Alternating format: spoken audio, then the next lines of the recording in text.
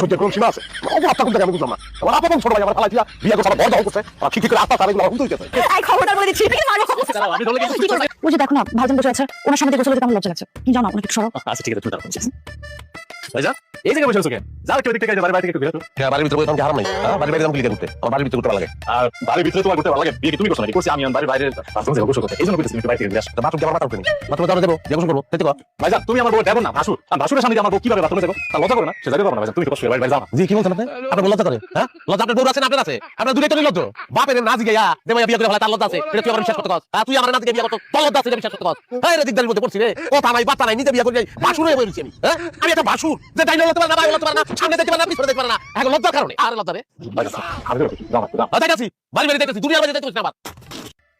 ভাইজান চলে গেছে, তুমি বাথরুমে যাও, গোসল করো। ঠিক আছে, আমার গোসল শেষ না হওয়া পর্যন্ত তুমি কিন্তু এখানে দাঁড়ায় থাকো। কেন আমি আবার দাঁড়িয়ে থাকুন কেন? আরে বাথরুম থেকে বের হওয়ার পর যদি ভাই চলে আসে, তখন কেমন হবে? কে লজ্জার বিষয় না?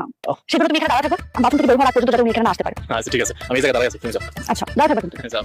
কিরে আলমগীর, এইভাবে রাস্তায় রাস্তায় উদাসীন হইয়া হাঁটাহাঁটি না কইরা তুই এক কাজ কর, ভালো ডাক্তারের কাছে যা, চিনিস না? আমার পরিচিত ভালো একটা ডাক্তার আছে। তুই যদি চাস তাহলে তার নাম দিতে পারি। আমার শরীর আমার কাছে খবর নাই, আপনার ডাক্তার বলতে করে আনেছেন, আমার খবর নাই। আগে তুই লোকিস না, তোর শুনে ভাই, তোর আগে বিয়ে করে ফেলাইছে, তুই যে বিয়ে করতে পারতি না, তোর শরীরে একটা গোপন রোগ আছে, সেটা তো আমরা সবাই জানি। আমি এই মুখ সামনে কথা বলছিস, আমার বিয়ে করতে। অনেক